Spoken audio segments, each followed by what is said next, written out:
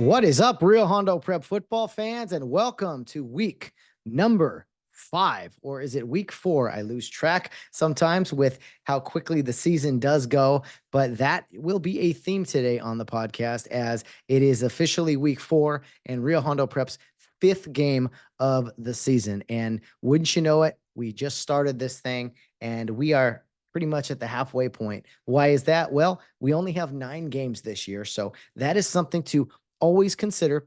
And typically you have a 10-game season. Well, Rio has the multiple buys in there this year because of the Campbell Hall cancellation of their program in week 10, I believe it was. So there is no extra game there in the Gold Coast League. Only 2 games in Gold Coast League play with Brentwood and Viewpoint, and the built-in bye week that is week 7, I believe, which comes courtesy of science camp there for the Rio Hondo Prep students. But yeah, in the high school football season, 11 weeks technically. Week 0 starts it off. It goes through week 10, and I don't think anybody plays 11 games. Most teams play 10 with a built-in bye there. If you don't start in week 0, you kind of just wait until week 1 and play 10 in a row. But Rio Hondo typically starts in week 0, has a bye in there during science camp, and there you go with 10 games, but only 9 games this year. And wouldn't you know it, we are at game number 5 of a 9-game season. And I don't want I guess my challenge to the fan base out there, to the alumni, to everyone, is to not get bored with any of these things and to basically embrace that this season is flying by. We talked about it all summer long, and we were ready and excited. And wouldn't you know it, the Cares are 4-0, 4 games, pretty much dominating performance all the way through. They have the most points scored in the area, really, 229 points in 4 games. And, they haven't allowed that many points as well. They are 4-0 and look flawless. But it is not about what you've done. It's about where you're at and what you will do, really. No one cares too much about the past except when it kind of comes to rankings and things. And we have seen the Cares move up in different rankings, with the 210 prep sports coverage that we've had, the great coverage from Brian Reed Bayedo. We've also gotten some attention from Fred Robledo in the San Gabriel Valley Tribune, as well as some other outlets. Mark the Shark has ranked the Cares as high as 10th, 8 out of 10 in the area of his San Gabriel Valley rankings. As I mentioned, Fred Robledo has us 9th. So there's a lot of positive things, a lot of things to be excited about. But as I said, when I posted kind of some of these rankings, it's not about where you're at, or it's not about kind of where you start. It's where you finish, really. And respect, you want respect. We always talk about that, right? As alums and Rio, the Rio faithful, respect is never given. It is earned. And I think the boys have earned some respect the past 4 weeks or so. But my challenge to the alumni out there is that, hey, we're running out of games here soon, and we are only guaranteed 5 more football games. I know that sounds crazy with a team that's 4-0 and has been dominating, but there is a world where if the Cares don't handle business, we'll say in league play or something, the season could end. So it is up to them to stay focused. And I asked Coach Carson on the post-game show, really, hey, how do you keep a team focused when you're playing so well? You're seeing, the podcast and, hey, look how great we are, and all these press clippings. And he just said it's a process. It's consistency. It's getting better every single week. And a lot of teams say these things. A lot of coaches preach these things. But it's up to the good teams, the great teams, to take it to the next level with that stuff, and not just, oh, we talk about it. Oh, as Coach Carson always says in regards to physicality of the game, are you about it? Are you about it? And the challenge to the boys this week is to stay focused and stay hungry. They are taking on the Bellflower Buccaneers this week at Kare Park in Irwindale, a return home, a Friday night home game, which is fantastic. First time of the season. But it's only 3 of 5 home games this year. And I want to put some challenges out right now to some members of the alumni who have yet to come to a game. And a few of you, you know who you are. I won't call you out by name. There's been a fantastic support from this team, whether it be on the road at Pauley last week, going into South Central Los Angeles and taking on the Marquez Gladiators. There's been excellent support But my challenge to the alumni, as well as I'm sitting here challenging the boys and the team and the coaches to stay focused and not get bored with this stuff, but to push on through. If the alumni, you talked all summer, maybe. And again, it's not everybody. It's some people are busy and all these things. My challenge to some people out there is, hey, you haven't been to a game all year. Let's get you out to a game. Come on out. Friday night, let's go. I know Saturday night, the first couple of games or whatever, but there's only a couple of these left. And we talk all summer about it. Hey, we've got 5 home games this year. Well, this is our third one. First one on a Friday. And then after that, a couple in league play, and that's it. So we live for Friday nights here, not just on the podcast, but as football fans. And I want to challenge the alumni. Come on out, get out to a game. Whether it's this Friday or not, man, there's time is ticking, if you will. And you blink, like I said, we're prepping all summer for this stuff. You blink and it's almost over. I mean, it's hard to believe. I said in the summer, it's the fastest 11 weeks of the year. That's how it always felt as an official on the field. You start the season, it's great. Before you know it, you're in league play, and then all right, playoff assignments. Who's going where? And wait, it's over. We just started. So high school football's beautiful for that reason. So my challenge to everyone out there is, to the team, is to keep pushing through, stay focused, stay hungry, don't be satisfied. I preach a little bit on the podcast, I know, in the preamble here, or the post game stuff, the very end of the show, but I want to get it out to the guys. It's easy to be like, yeah, we're just going through the motions at this point of September. Well, you know what is after September is October, and that'll be here before you know it. And I know the Cares have ambition of playing not just in November, but into December. It's not going to happen by just going through the motions and just being like, oh, we should beat team. We'll beat this team because we've been playing really good. Well, there's been plenty of mistakes on the team as far as the team has played as well. Not a lot, but we got to be aware of those things. And we talk about that with Coach Carson on a weekly basis to just, okay, let's stay humble. Let's stay hungry. And that's the Rio Hondo way, I think. And if you want to do amazing, great things, last year's team reached the CIF Championship. It was wonderful. Fell short of another goal. And it's no knock on that team or anyone who's come before them. But the Rio Hondo way of life, the Rio Hondo football program, despite press clippings and attention and this podcast, for instance, pumping the team up, hey, let's go. Stay hungry. You are facing an opponent this week in the Bellflower Buccaneers, who I mentioned. They're 0-3. They've been blown out in most of their games this year. Well, on paper, which the game is not played, on paper, Rio Hondo, I'll be honest, and not try to pump this game up as, oh man, this is going to be some juggernaut matchup. No, on paper, it's not really that close. As I'm looking here at the Bellflower schedule, they're 0-3. I will say the teams they've lost to my knowledge, are pretty decent football teams. They have lost to Garden Grove 42-0, Lawndale 45-6, and to Oxnard 50-6. So not much to write home about for the Bellflower Buccaneers, other than their name, which I think is fantastic, by the way. Nice alliteration, plus anything that's unique, like Buccaneers or something like that, I just respect. But on paper, I'm not going to sugarcoat it or try to, give some false message here. Rio Hondo Prep should handle this game. But if you look ahead the next 2 weeks, Torrance, Kings Academy, Brentwood after that, those are some big time opponents, right? And if any of you guys have watched college or NFL football, there's a such thing as a letdown game, a look ahead game. And that's the challenge to, I think, the team this week is you get caught looking ahead to Torrance.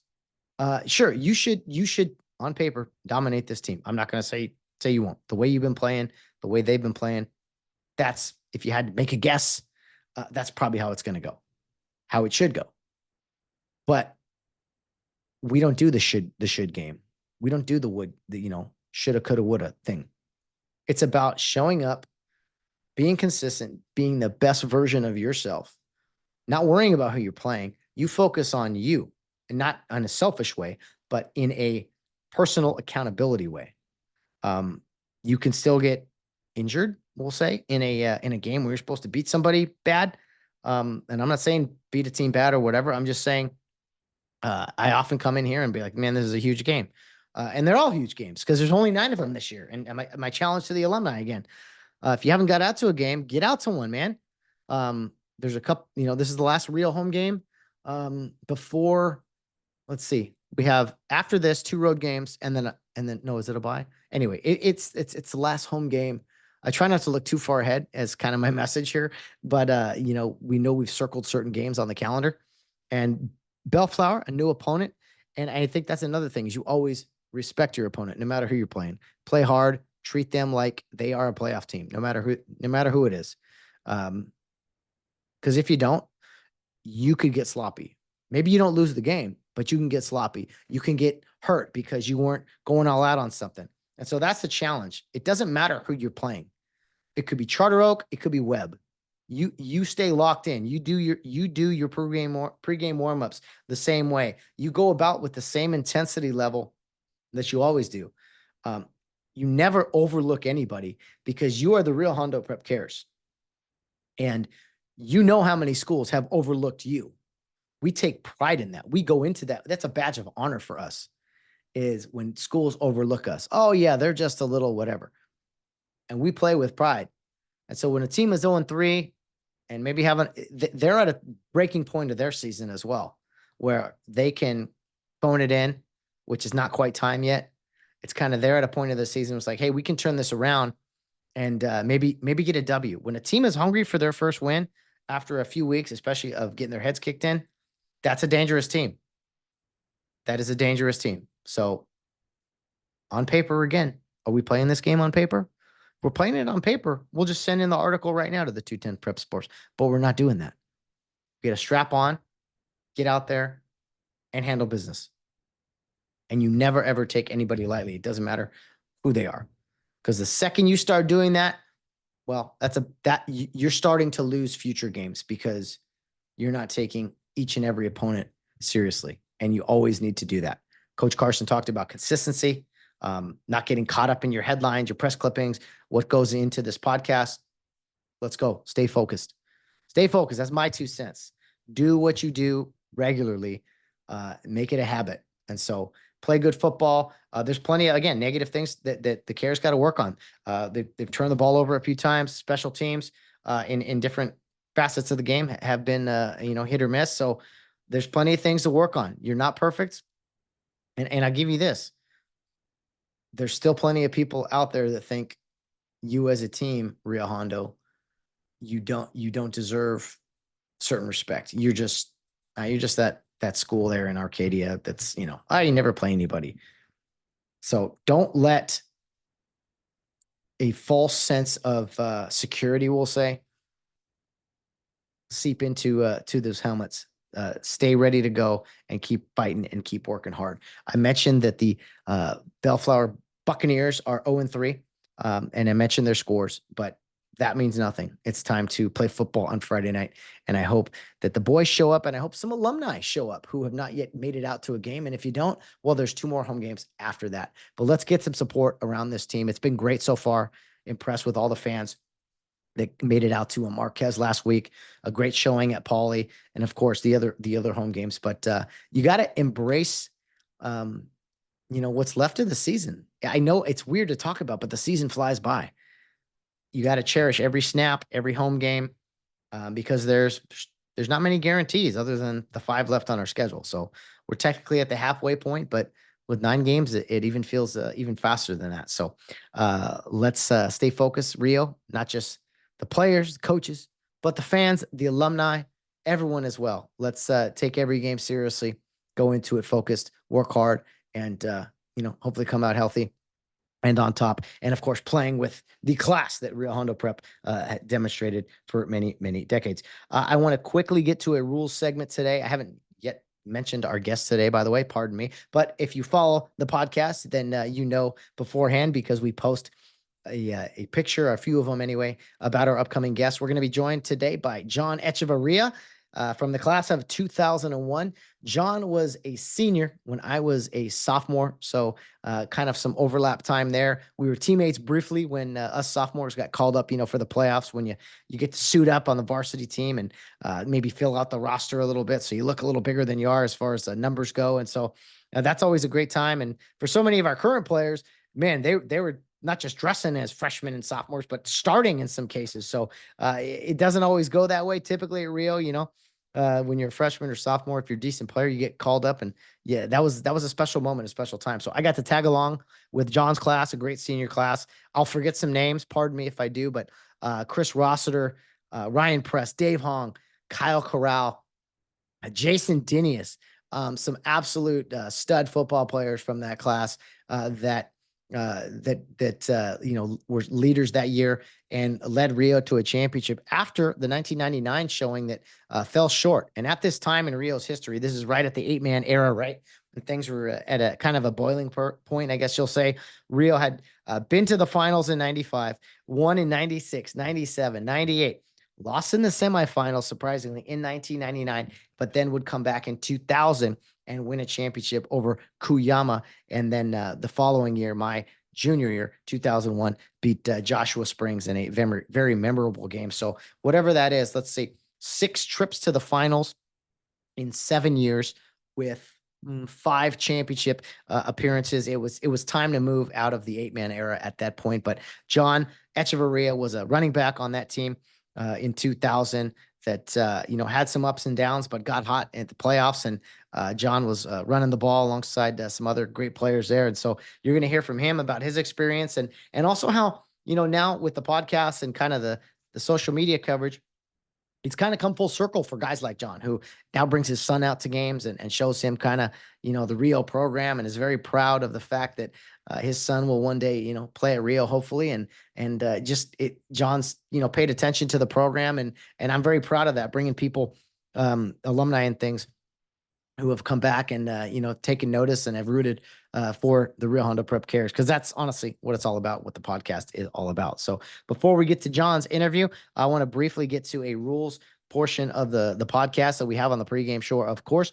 And, last week we were in the LA City section, and the officials, in my opinion, butchered a ruling early in the game. And as I've mentioned on here before, when I go into my lecture mode or I show video clips or I talk about the officials, it is never, never, never to demean anybody. It is for us to learn. It is for us to gain some knowledge. So I will call out the officials when they are incorrect, and I also calm our coaches down when I think they are out of line. But I thought Coach Carson had quite a beef on Friday night on the first possession of the game.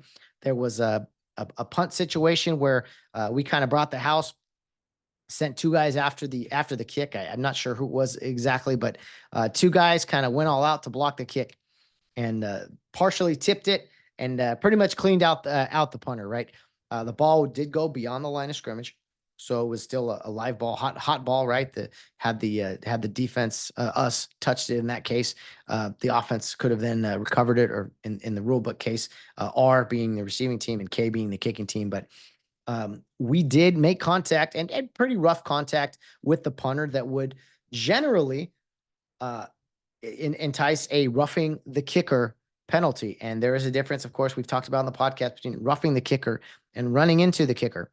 Running into the kicker only 5 yards, roughing the kicker a 15-yard and an automatic first down. So a rough penalty there. And again, it's up to the referee's judgment. Oh, was that severe enough to be roughing or whatever? They're going to lean towards roughing generally because it is, again, that magic S word, safety related, and always trying to keep the game safer, I guess, is what they're doing these days. So the unfortunate part was when Rio rushed the kicker on Friday night in that first punt, they were able to tip the ball. And I want to read directly from the rule book here. This is Article 5 of Section 9 regarding penalty enforcement. It says directly, running into or roughing the kicker or holder, or the holder, but on a scrimmage kick. Let me see. A defensive player shall neither run into the kicker nor holder, which is contact that displaces the kicker or holder without roughing, nor block, tackle, or charge into the kicker of a scrimmage kick or the placeholder, other than when, so these are the exceptions, contact is unavoidable because it is not reasonably certain that the kick will be made. What they mean there, the the kicker, the punter catches the ball. He starts to run like it's a fake punt. And then you're like, oh, he's running. And then you go hit him and he kicks it last minute. Well, the contact is unavoidable because it was not reasonably certain that he would in fact kick it. Article or portion B, the defense touches the kick near the kicker and contact is unavoidable. What I want to point out in that statement, there were two guys rushing the punter in the situation that were free. I think only one of them got his hand on the ball. And they both pretty much roughed him if you didn't touch the ball. But according to the magical rule book here, the defense, the defense touches the kick near the kicker and contact is unavoidable. Contact is unavoidable is a big one, is a big part of it. But the defense, so instance, the way I read this, the way I understand it, if two guys come up, it can't be something malicious, flagrant, or anything of that nature. You launch at the guy's head or something dirty, that trumps everything. But if we go to block the kick, my buddy tips the kick and I attempt to tip the kick, but I miss and I make contact. Well, according to what I'm reading here, the defense touches the kick. We are a defensive unit. So I can't be the kick is blocked and there's a delay and then I smash the kicker, right? In the play I saw Friday, it appeared both guys went to block the kick.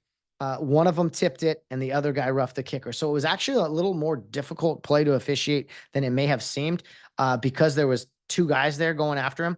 The explanation we got was not a good one. The referee, the gentleman said, well, they hit him before the ball was tipped. So he admitted in the moment that the ball was tipped and our head linesman was telling him, hey, the ball was tipped.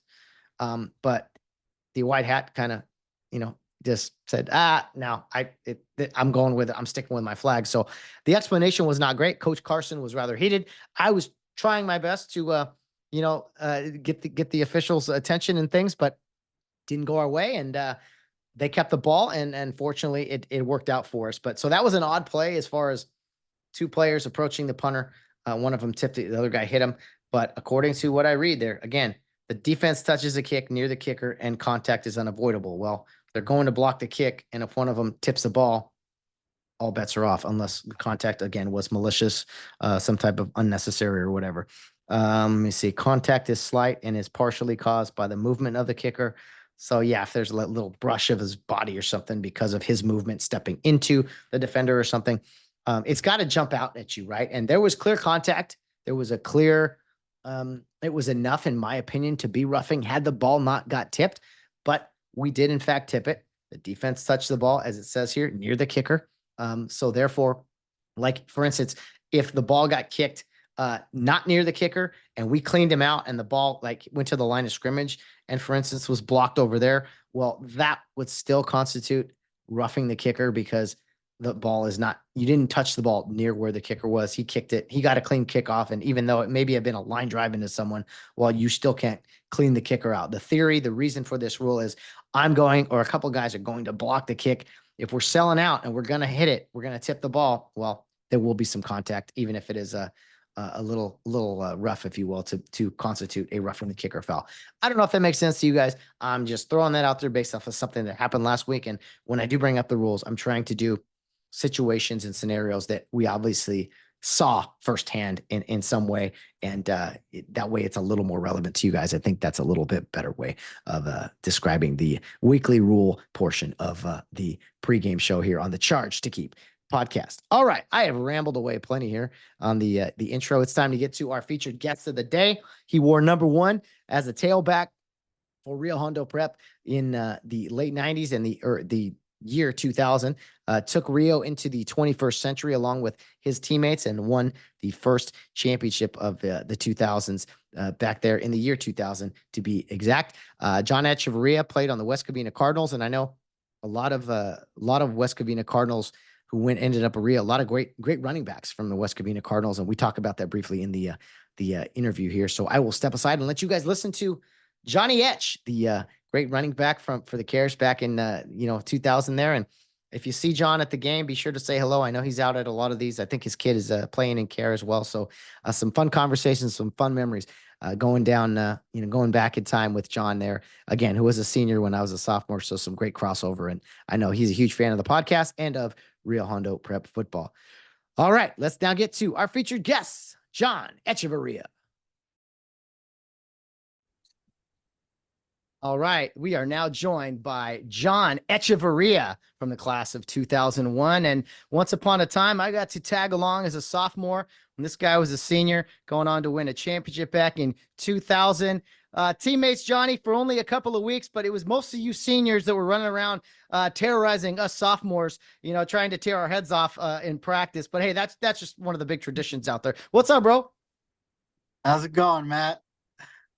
Going well, man. Hey, dude, it's good to see you. I haven't seen you since I'd say the championship game, but I think you also made the trip up north last year to the regional game. Yeah. Actually, I did make the trip up north. Took my son.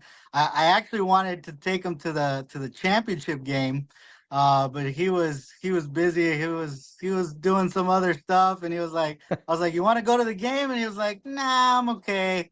And I was like, once they won the championship game, I was like, "Nah, I got to take him to this other game so he can experience Rio Hondo football because he has no idea what Rio Hondo football is, and I kind of wanted to bring him into it. And unfortunately, they didn't win that game, so it wasn't as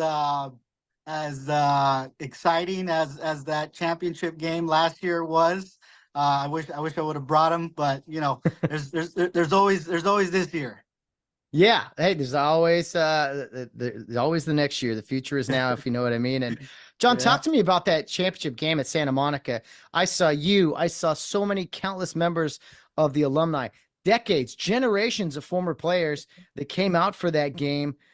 You talked about how crazy it was, but what was it like just feeling all that Rio Hondo alumni, the history, all there in that on that field, and then of course the incredible game that took place?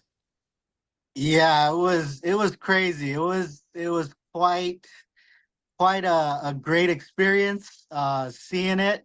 I had been following Rio Hondo football for many years. I would just watch through the newspaper, or I also started watching your podcast, so I was kind of keeping tabs from afar. I saw in the paper when and your podcast when they beat Charter Oak, and that just stunned me. I was like, what?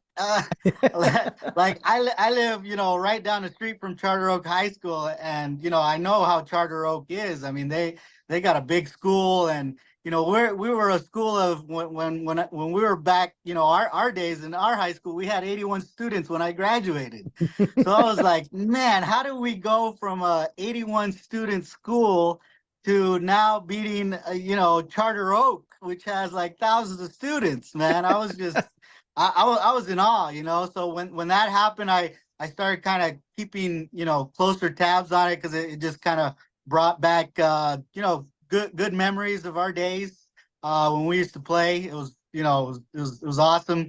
The championship we won, just brings you down memory lane. And then that game we're going to Santa Monica. I was pumped, man. I wanted to get out there and play myself, man. I saw like Dave Ramos. I saw a lot of familiar faces over there. Mr. Mosier, Mr. Dave Carson. Just a bunch of familiar faces over there. Who else did I see? Man, I get Rick Johnson. Just a whole bunch of people. And now they have their kids, that are playing on the team. I was just like, wow, this is crazy. So just seeing the people, it brought back good memories of our days playing Rio Hondo football. It was fun. And then just the actual game, man. It was a nail biter. We were just going back and forth, and it just, like I said, it just brought me back to my days. I almost wanted to get out there, put the pads back on, and start playing again. I was like, man, this is awesome. And then coming back with the victory and winning that 15 championship, I was like, man, Mark Carson is really knows what he's doing, man. He's for him to beat a school like Santa Monica, my props to Mark Carson and the whole coaching staff, and the players, because Mhm. it's all a team effort. Just how we did it when we won our championship. Back in 2000, when it was. I remember we got down by 2 touchdowns. We're playing against Cuyama Valley, and we stopped them at that point when they scored the second touchdown. We just came together Left it. as a team, and we said we are not going to let this happen again, and that's what we did. And Mhm. that's Rio Hondo football, as a team, coaching and the players together, and they did it again for that 15th championship, and it was awesome.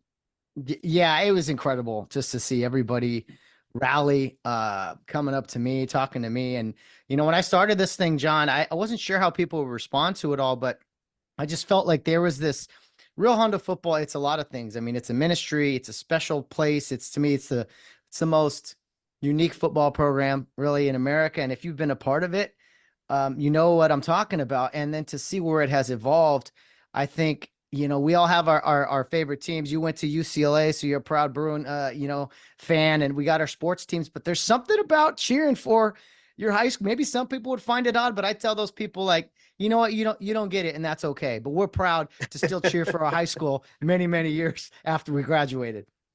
Yeah, no, and especially too because I remember Mark Carson, when we were playing. I believe he was in RHLA, and he was barely starting off as a coach. But he had said many years ago, he's like, I want to play. I want to get to the point where Rio Hondo plays Division 1 football. And back then it was kind of a dream. It was Mhm. something far fetched.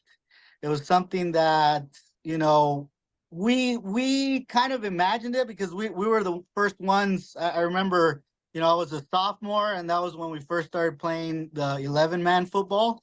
So we knew that it was something that was maybe possible, Mhm. but actually, because we knew what our program, how our program is run. We knew the chemistry that all the players have, and that's kind of the magic of it, the chemistry that and the camaraderie that we form and that we built as a team. It made all the difference, and so we kind of knew that formula works, but just now seeing it truly come to life almost. I mean, we haven't gotten to Division 1 yet, but I mean, we've made pretty good progress. Well, yeah. Well, let's take our time. We just got to that whole single division thing, but I want to go Yeah. back to that, to your comment on that, John, because I had the privilege our senior year to go 11-man full season, but it actually started the process a few years before, as you mentioned, where every year we did it our junior year as well. We played, I think, 3 11-man games. We did Yeah. this like mixed season. When you guys were sophomores, I mean, what was it like really with like of course we were this 8-man power, if you will. But then when we were like, all right, we're gonna experiment with some 11-man games. Do you remember that specifically? What it was like, the challenges, or if it was like, hey man, well, we can't compete at this level. Yeah, it was crazy. I'm gonna tell you that.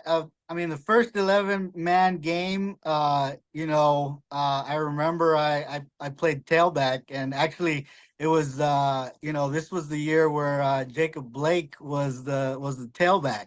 Yep, the So man. I mean, me coming in after Jacob Blake was like, man, I got some big shoes to fill here. So like it was intimidating, and then I remember the first play, I just ran the ball. And I think I probably gained about maybe half a yard. But I remember I ran like 50 yards like down the sideline going sideways. And I was like, what is this? Like, this is like completely different than 8-man football. Like we were used to 8-man football. So so it's like I ran 50 yards to gain half a yard. I was like, Yeah. oh man, this is. And then I remember I got punched in the mouth. You know, it was just like, just Physical. smash mouth. Yes, because we were playing. I remember distinctly we were playing against Campbell Hall, Yes. and and they were tough. They were tough. I don't think we won that game. I can't really I remember. think you guys Um, did. I think you guys did. I'm pretty sure. I was yeah, there. It was honestly, I don't remember really that. You know, I just remember that one play. I remember playing Camel High. I remember coming in after Jacob Blake, and it was just like it was rough. It was not easy. It was challenging. It was something different that we really didn't know. We didn't have plays. You know, I mean, we kind of used our plays and just expanded it a little bit. You know, for 11 man. I, I got But yeah. That's here we that's go. that's how it I'm was. taking you back in time, Johnny. This is how quick the podcast worked. First of all, for Rio Hondo, one of their first 11 man, maybe the first 11-man game ever at Campbell Hall at Birmingham High School, which ironically in '05 would be the very first Rio 11-man championship. I don't know, Providence, poetic, whatever you want to say. Check this out, bro. This is September 18th, 1998. This is the LA Times. Rio Hondo Prep 41, Campbell Hall 14. Jacob Blake scored all 6 of Rio Hondo's touchdowns with runs of 8, 19, 37, 33, and a 75-yard punt return, and also on a 19-yard touchdown catch from Sergio Villalobos. Blake had 10 rushes for 146 yards and had 4 receptions as well for 67 yards. So, yeah, number one, Jacob Blake was all everything, and Rio Hondo did okay at the 11-man level. Yeah, Jacob Blake. I mean, that Truly. guy's a legend, man. I used to, you know, he used to give me rides to school, so we had a special friendship, you know. And then you know, I remember we were competing for the jersey at the auction to try to get that number 1 jersey, you know. We Jacob and I we go way back. You know, we had a good friendship. But you know, I mean, that guy was a man on the field. You know, and I saw one of your podcasts where you interviewed him. You know, and I didn't know this, but he said that he was afraid to run the ball, and I was like, what? I was like, man, I wish I was afraid to run the ball because you used to run like a beast, man. Like, I mean, he used to run like around Dude. circles around people, man. And I was just So like, oh man, this yeah, is crazy.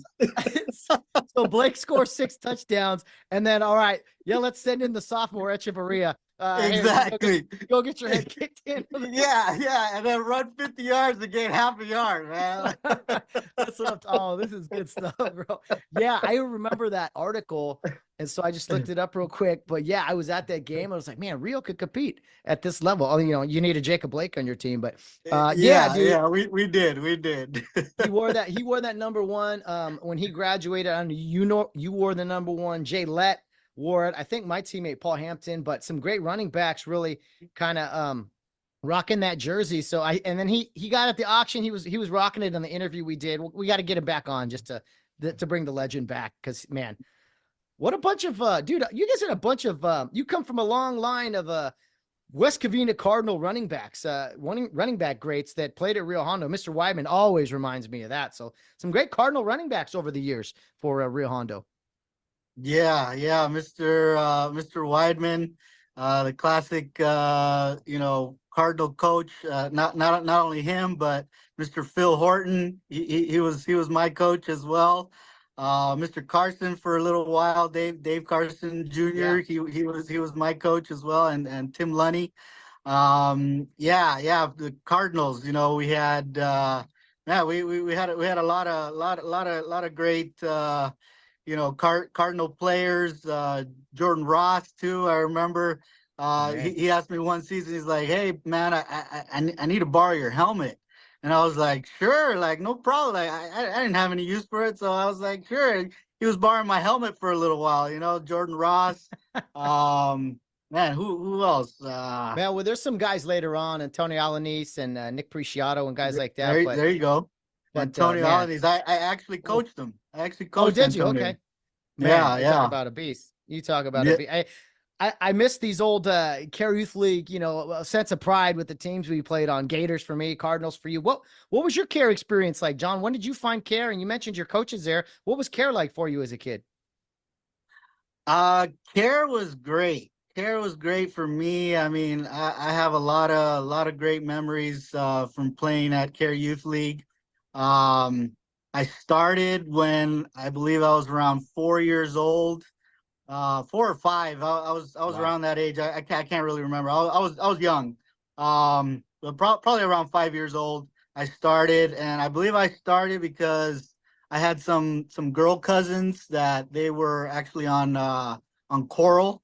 So they were kind of in Care Youth League. My mom heard about the program. She put me into it.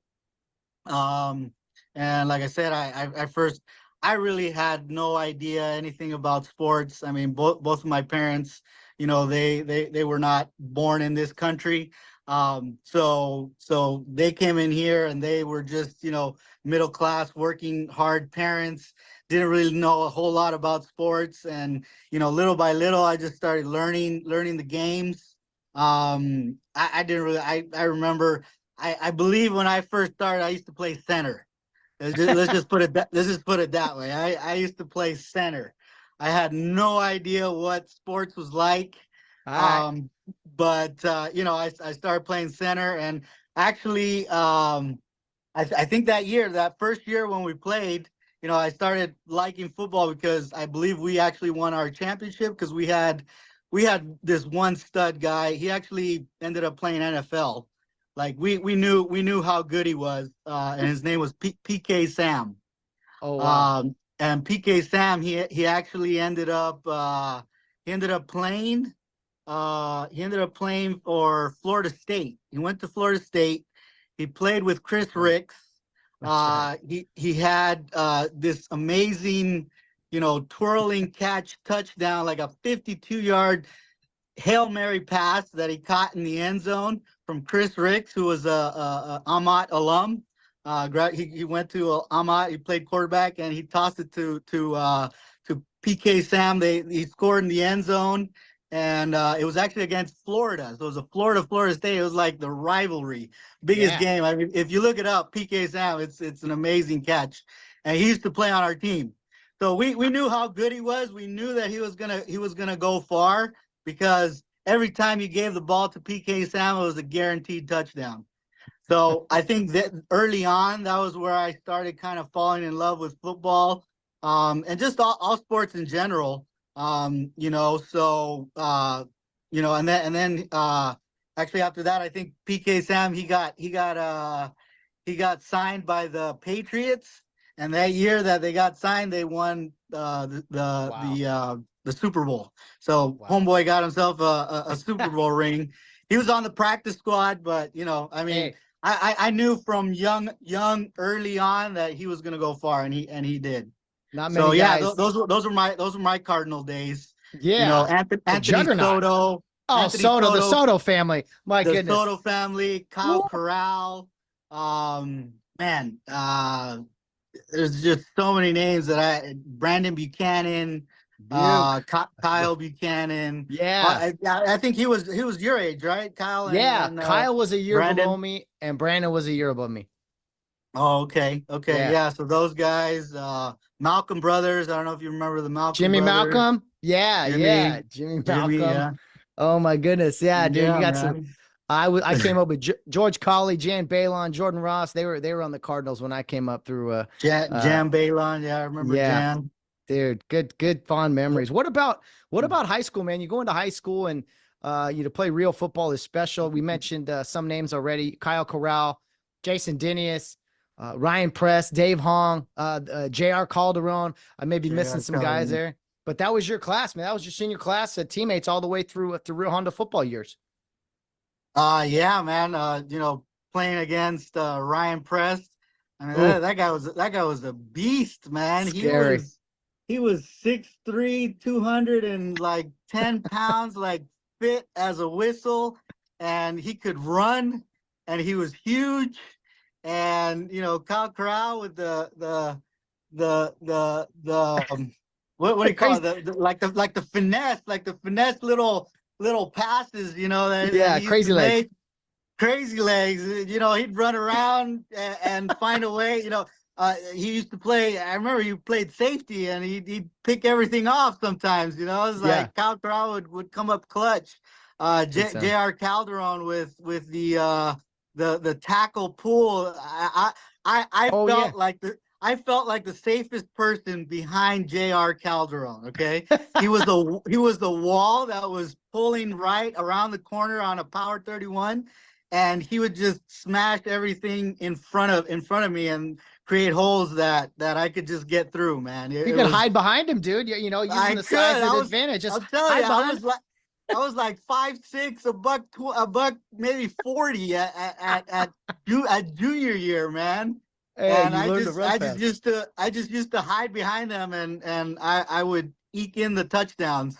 Yeah, good Jason stuff. Dinius played Jay. middle linebacker.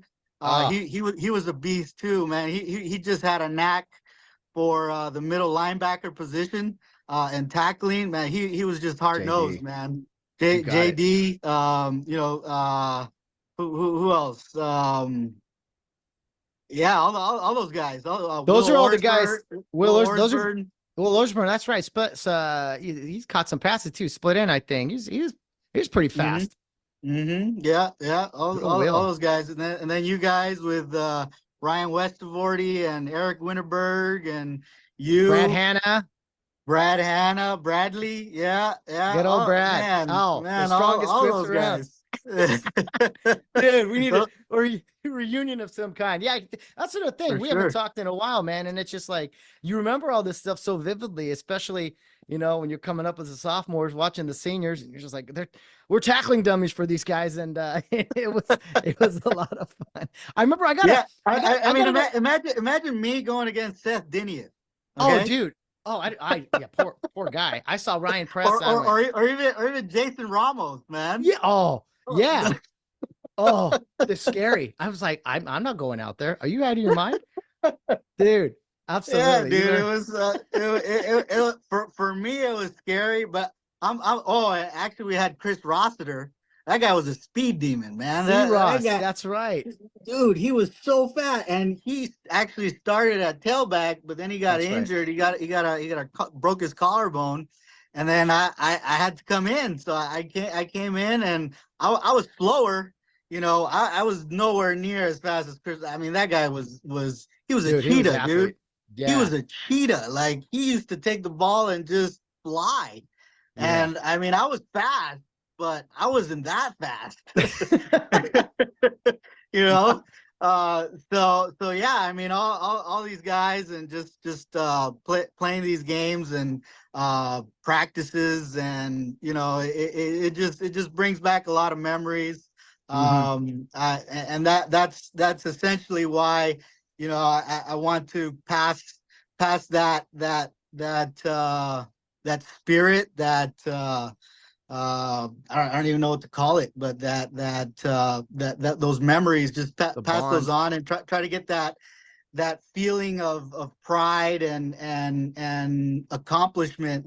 What I did, what we all did, because I didn't do it by myself, but we all Yeah. did it as a team, and try to pass that on to my kid, so that hopefully one day I get them playing Rio Hondo football, man. That's kind of Yeah. my goal. I Oh, really yeah. like to get them in there. Some other announcer butchering the Echevarria name. Jonathan Echevarria. Echeverria. Echevarria for first down for the Cares. Yeah. As a fellow last name basher, whatever. Hey, yeah. We knew if you were getting your name called to the wrong thing, it was usually good because you were running for a lot of yards. Yeah. Echevarria. Yeah. Yeah. That is Yeah. that's funny, man. Well, let me talk to you about some of the coaches at Rio. Mark now runs the show alongside Randy Yeah. Johnson and the Drain brothers and the AJ Corsini and JT Parker, and I'll forget somebody, but some of the guys you played for. I mean, a lot of them are not with us anymore, but I love talking to guys about our former coaches because without them, Rio Hondo football would not be what it is today. I'll let you talk about whoever you like, John, but I mean, Mr. Drain, Mr. Johnson, Mr. Lunny, Mr. Hampton, I mean, Mr. Horton. I mean, these were guys that, were hard on us at times, and maybe we fought back with them onto some things, but I don't know, man. I think they made us better men if we're honest about it. Yeah, no, definitely, Matt. Man, so many names. Mr. Randall Johnson. I mean, he was the original. He was the one, at least when we were Yeah. playing, he was like the legend, the legend, because they had won so many championships under him. He had the experience, he had the knack, the intelligence, just running the plays. I mean, he would call, some plays at times when like Jacob Blake and those guys were playing, and just watching them. I mean, it was pretty like you're looking at a legend, Mhm. And then when his time of coaching was coming to an end, then we had Mr. Drain, and Mr. Drain just came in and filled those shoes like nothing, like no one could. Mhm. He was probably the only uh, fill-in that could come in for Randall Johnson and do No such a doubt. great job, and he did. I can't remember. I think maybe that last year that we won was Mr. Johnson's last year. I can't really remember. I Um, believe it was, yeah. I mean, Mr. Drain took over full time for us in the '01 team, but oh, one. 2000, Okay. and Yeah. everyone knows it now. But Mr. Johnson's health had began to deteriorate, and it was really Yeah. sad. It was really sad to see the brilliant mind that he was. I believe it was Alzheimer's, but just to Alzheimer's. start, Yeah. it was so sad to see. But even then, I mean, um, he was still a leader of men, and it was just his time to move on from football, and but so many Yeah. of us were blessed to play for him. Yeah. Yeah. No. No. Yeah. We were. Uh, like you said, he was a leader of men. And he displayed that fully with his character, the way he was. He had his little comments every once in a while that he'd throw at you, and they kind of pierced you when you're playing football. But he made us better Mm. men all around. Mr. Drain did as well. Mr. Gary Lunny, Oh, Mr. Oric Hampton. I mean, all those guys. they're hilarious. Yeah. I mean, I used to love Mr. Orcampton. He was actually my business calculus teacher. And he was this brilliant mind. Hmm. Like this genius. And he'd go out there and football, and he'd apply his mathematics, or I don't know, like how he would do it, but he had his certain way of doing things. Mr. Gary Lunny, his defensive tactics and the things that we would follow. And I just remember I used to play corner. He said, never let anyone around your corner, because if you do, we're dead. Mr. Lunny with his classic, and I made We're that dead. mistake. I made that mistake once or twice, and man, he let me have it. Oh, we've all had it a time or two. Yeah, I don't know. In some ways, I miss them yelling at us. I don't know. It sounds, Yeah, yeah. No, it's like we need that. We we need need that that that kick, that kind that of kick every stuff. now and then. Kick Yeah, in the I can, butt. I Yeah, can, I can yeah. hear the voices still. I can hear them. The So, the Mr. voices, Lunny. Mr. Johnson, Mr. Drain getting after you, Mr. Lunny yelling at after you, Mr. Oh man. Oric getting upset, and Oh, just and hey, Mr. uh, Loomis had just come into high school at the time. He was kind of taking over for Mr. Lunny. No, Mr. I'm gonna go Loomis. pound for pound yeller. I gotta go, Mr. Greg Loomis, as far as not a big guy in stature, but that voice carried, man. And yeah, ooh, baseball Well, or he football. Mr. Loomis actually he coached us in baseball, so Yeah, he got after us in baseball. dude. I think. What do you think, John? He could hit with that fungo bat. He could probably hit it through a keyhole. 300 yards away. I don't know how. I mean, I remember one time he had that fungal bat and he hit a bird. He hit a bird midair. Midair. How do you hit a bird? One of those little birds, those little brown, the little bird. It wasn't a crow. It was a little bird, and he hit it midair. I was like, oh man, this guy, he can, like you said, he can hit the ball into a keyhole. Oh man, Mr. Loomis, yeah, with baseball. That was amazing. loved him. He took over defensive coordinator for a little while too. But yeah, just so many fond memories of the people, and this is what the podcast is all about, man. Just kind of reminiscing and building on the tradition that is Rio Hondo Prep football. Before I ask you, John, for your final thoughts on why Rio Hondo football is special, we'll close with that. I do got to mention, at one point in your life, I don't know if you regret this or not. You probably don't. I'm kidding, of course, but you actually coached against Rio Hondo at one point in your life. A little fun fact for those out there. You came out victorious, but I know that Rio gave your team quite a fight that night. But if you would talk to me about when you went against Rio Hondo probably in your 20s or so. Yeah. I was actually, still going to community college at that point, and I don't know what happened to me. I was just getting this feeling, because my whole experience with Kare and Rio Hondo Prep, I had basically been coaching since I was in 6th grade. Yeah. And so I something happened to me, and I was like, man, I gotta coach. I feel like I gotta coach. And my parents, they live kind of close by to Bishop Amat.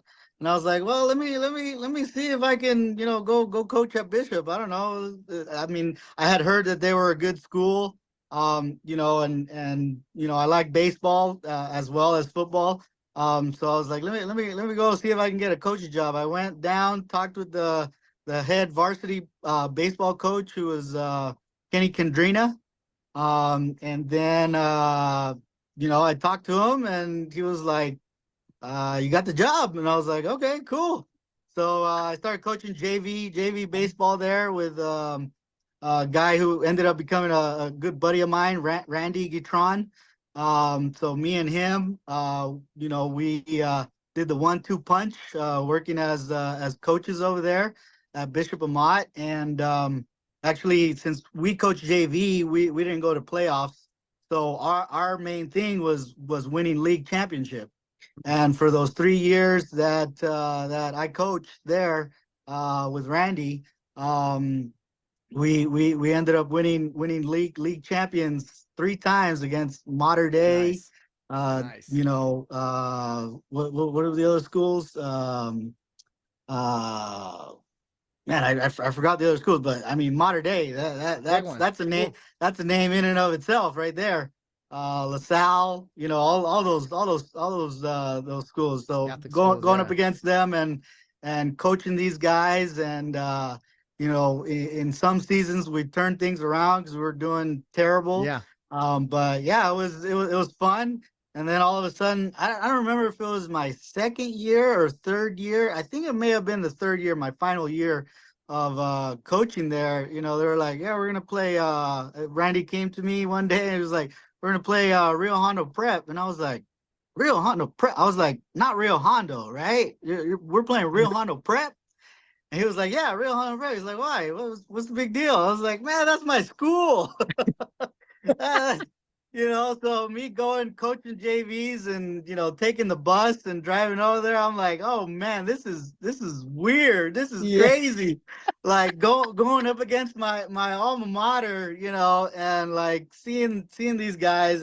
Like you said, I think Mark Carson was. I think coaching. Mark was a JV coach at the time. Head baseball coach. He was like, Echy, what's up, man? He's like, I didn't expect to see you out here. And I was like, yeah, I didn't expect to see you guys either. and yeah. The one thing I think I remember that game. The reason we were having such a hard time is because Bishop Amat. I mean, these guys play schools like Mater Dei. So Mater Dei is throwing, they're having pitchers at JV that are throwing 80 miles an hour, 85 miles an hour. Some guys are even hitting like 90. in JV. And Yeah. that's just crazy. So, we were used to that speed ball. We were used to that ball coming, 85, 90 miles an hour. And you guys had guys that were throwing like 70s, 60s, Hey, I would say it was more. We threw the crafty lefty at you, John Collins, who's now a doctor on the sideline. Yeah, Collins threw like six. Hey, he was shutting down the Lancers for a while until a late inning error or something. Anyway, not that I remember all Yeah, these great details, but yeah, I remember we're playing Bishop Amat. It was a JV game, but still, maybe a yeah. It forecast was a, it a was forecast wild.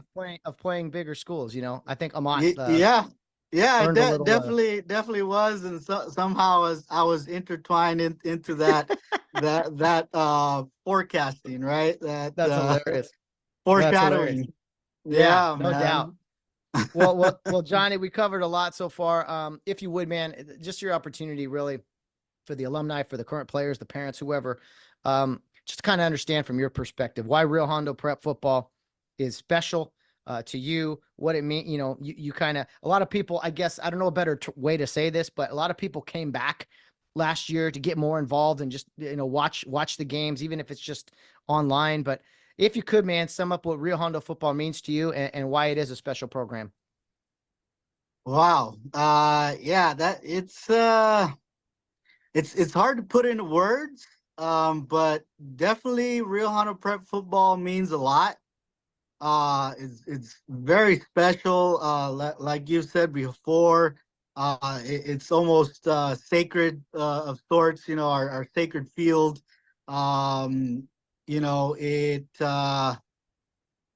It is a program that brings up young, good, intelligent, um, caring men.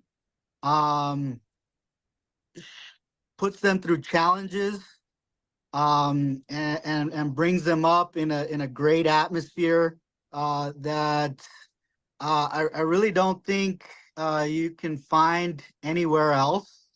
It's a wholesome environment where the leaders actually care, and that's our mascot. I mean, it says it in the name. What we're really all about. Um, just the whole from Care Youth League. I mean, the whole formula.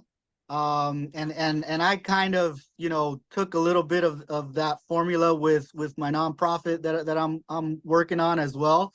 But I repeated the same formula in what Care Youth League and Rio Hondo Prep do. I mean, they bring these kids up from very young, from 5 years old, start them young, teach them good things, teach them how good character, how to behave, how to carry yourself, and also being examples, so that we can see what it is to be a good leader, a good coach, a good care, and then just bringing you up through the program, and then going on to high school, playing high school football, working together as a team, and creating magnificent results. I mean, that's what it is. I mean, for us to be a small school, a school that used to have 81 students, 81 students. So half of those were girls. So we only had 40 guys. I mean, Yeah. that's a football team right there. And not everybody had the talent or had the ability to be able to play football. So the ability to take that many students and create a championship caliber football team that has won 15 championships, second only to Long Beach Poly in the Southern California area. I mean, that just tells you the whole story. That the results the results are in the pudding. Yeah. It's right there. It's anybody that looks at our history and looks at our current status and how we are now can clearly see what Rio Hondo Prep football is. Man, that's well said, John. I appreciate the words. I appreciate your time. I hope to see you out at a game or two this year, home game, away game, wherever, man. It's going to be a Yeah, yeah, fun, for fun sure. season. Yeah, Yeah, get on out. I'm gonna bring my son. I'm gonna bring my son, get him into it, and hopefully I can convince him to start playing tackle football Yeah. at Care. I love it, man. I love it. We'll see you soon. It's been great catching up with you, man. Thanks for your time. Yeah, See you soon, thank you. brother. Bye. Bye bye.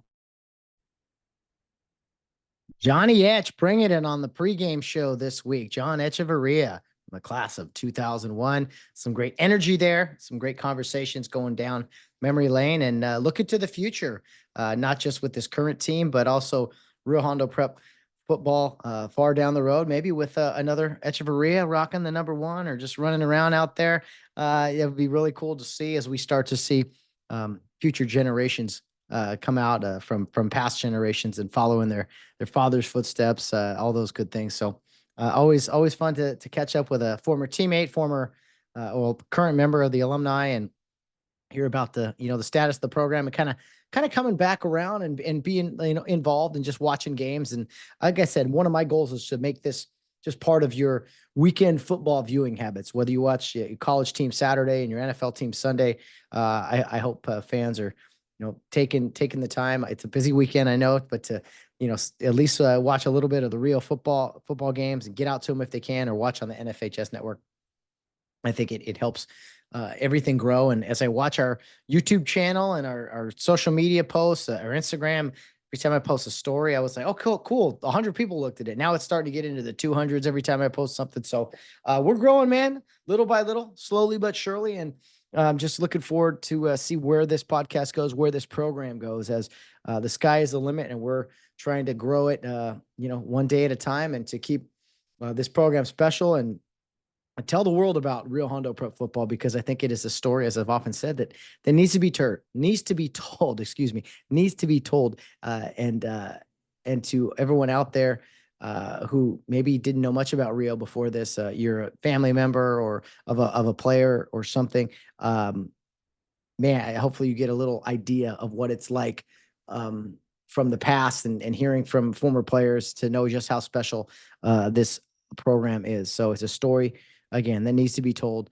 throughout time, and just in current events as well, just with the current team, and trying to blend all that together, right? The past, honoring the past, while being there for the present team, and looking to the future as well. So we're always doing those things here on the podcast. Again, my friendly request to you is to tell someone about the podcast, whether it's send them the YouTube link, or have them follow there, or social media, all the different things out there. If you could help spread this thing, and help it grow a little bit. And you know what, if you're on the fence about, I haven't been to a game yet. Yeah, I know it was a little intense in the intro there, but let's see more fans out. Come on out, because there's nothing like a game at Kare Park. And you know what? There's not too many left. There's not too many away games left either, if we're being honest. So when you only got 10 or 9 games in a season, they go by quick. So also encourage you to get out and support the volleyball team. I know by the time this is out, they've already played Monday and Tuesday, I believe, but there is a game Thursday. There's a JV football game Thursday at Kare Park against Bellflower, 3:30, I believe, and a junior high football game Saturday morning against Village Christian. If you haven't had your fill of football yet, get out and support the future Cares, if you will, the current Cares, as they wear the Rio Hondo uniform, but the future varsity Cares, I will say, there with our junior high program. And before you know it, those guys will be taking the field on Friday night. So we'll be cheering them on. So the future is bright from what I've been told, and very much looking forward to, again, that constant cycle of Rio Hondo Prep football players and athletes just coming on through, next guy up. And then again, members of the alumni, us kind of reliving a little bit, but honestly, just cheering on the guys that we used to be. Although a lot of times, like right now, this current team, the current guys are a lot better than some of us ever were. But as I've said with Coach, the older we get, the better we were too. So it's this constant tug of war, push, pull, whatever you want to call it. Thanks for tuning in. Jon Echevarria, it's a pleasure, man. Great catching up with you. I hope you guys will tune in to the post-game show, as we will hear from Coach Carson to hear how Friday night went, as well as talk to a player. We had a Rain Pollock on last week. That was a blast hearing about his big interception return for a touchdown and all the things his family had gone through last week with the fires and such. So we try to tie it all together every chance we get here on the podcast. But we will have Coach Carson and a player on the post-game show that will air Saturday, I believe. And then, of course, we'll be back with probably another member of the alumni next Wednesday night for the pregame show, as we're kind of in that rhythm and routine now. Games on Friday, pregame show Wednesday night. It will air, give you guys a day and a half or so to listen to it. And with these road trips coming up, man, it's even great opportunity to just, if you haven't listened to some of these shows, they're pretty much timeless, other than the brief update on the team, the opponent and things. You can listen to binge them all the way up. Otherwise, going up to Northern California in a few weeks or out to Torrance on a Friday. That'll be a lot of fun, if you know what I mean. Not just the game itself, but the traffic and things. But we are ready for it. The Cares travel well. But this week, they're at the friendly confines of Kare Park in Irwindale. Come on out early. There'll be food, plenty of amenities that you can support something there at Rio. The money will go to something, whether it's a summer trip or some sports program. Just a fun, friendly family environment. You can walk around. The kids can play on the swings or whatever. But just lots to do at Kare Park. Maybe not a better place to watch a Friday night football game. I will say the most unique viewing experience in the San Gabriel Valley. So we'll see you then. Cares versus Buccaneers. Here we go. Week number 4. Yes, I almost got that wrong again. Week 4. The Cares are 4-0. The Buccaneers 0-3. On paper, we know what that says, but we're not playing this game on paper. It's up to us to do the things, control the things we can control, play good football, play respectful football, and honor the Rio Hondo heritage and the Rio Hondo history by carrying that badge proudly. We will see you Friday night, I hope, in person. If not, be sure to tune in on the NFHS network and, of course, on social media with all of our platforms with the in-game highlights and updates and all those great things. Again, spread the word. It helps me out, helps this thing grow, and that's the goal at all times, to get this thing big and to make Rio Hondo Prep and its football program one of the most unique, widespread, well-publicized, whatever you want to call it, but the most unique football program in all of Southern California. I think the world needs to know about it, and that's what we're doing here on a weekly basis. We'll see you Friday night. Be sure to tune in for the post-game show after this. But until then, guys, beat the Buccaneers. That sounds good to me. Beat Bellflower, however you want to say it. Play good football. Let's do it again. Don't get bored with this stuff. It's time to get past the halfway point of the 2024 regular season and on the back nine, if you know what I mean. Although we hope there's another round of golf, however you want to phrase this, that we keep this thing going for many, many more months. But embrace and enjoy every single second. See you Friday. Beat the Buccaneers.